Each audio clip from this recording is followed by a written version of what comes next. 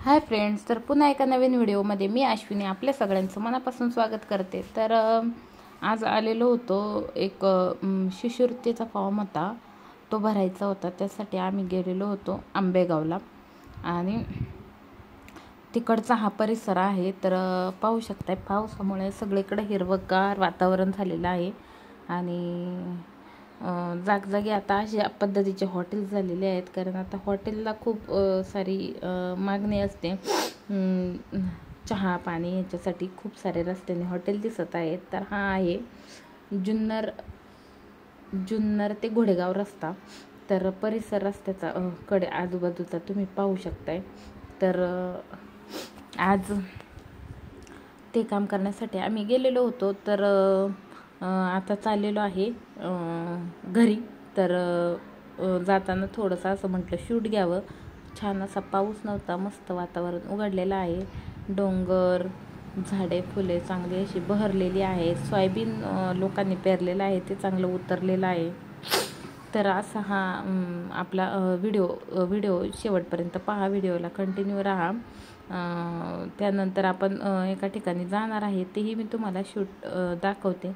तर ज्यांनी कोणी सबस्क्राईब केलं नसेल त्यांनी आपल्या चॅनलला सबस्क्राईब करा आणि व्हिडिओ आवडल्यास एक लाईक नक्की करा। तर गावाकडचा परिसर पाहून खूप छान वाटतं, म्हणजे जे शहरात लोक असतात त्यांना खूप आवडतं। तर आता आपण जे शहरातले लोक आहेत ते हे सगळं खूप मिस करतात आणि त्यांच्यासाठी हा स्पेशल असा व्ह्यू आहे। तर घरं वगैरे तुम्ही रस्त्याने पाहू शकताय। तर त्यानंतर आहे ना, ह्यांना दाढी कटिंग करायची होते, केस खूप वाढवले होते आणि सगळेजण म्हणत होते की काय अवतार केला आहे। त्याच्यामुळं त्यांनी आता फायनली निर्णय घेतला आहे केस कटिंग करायची। तर खूप अर्धा एक तास जवळजवळ तिथेच गेला, खूप टाईमपास झाला आणि त्यानंतर आता आम्हाला जायचं आहे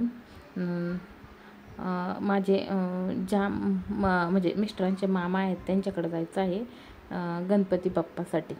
तर तो पण मी तुम्हाला व्हिडिओ पुढं दाखवते। तर हे सगळं उरकून आम्हाला घरी जायला खूप उशीर झालेला होता। त्यानंतर त्या दिवशी पाऊस नव्हता, ही गोष्ट म्हणजे खूप हे होती।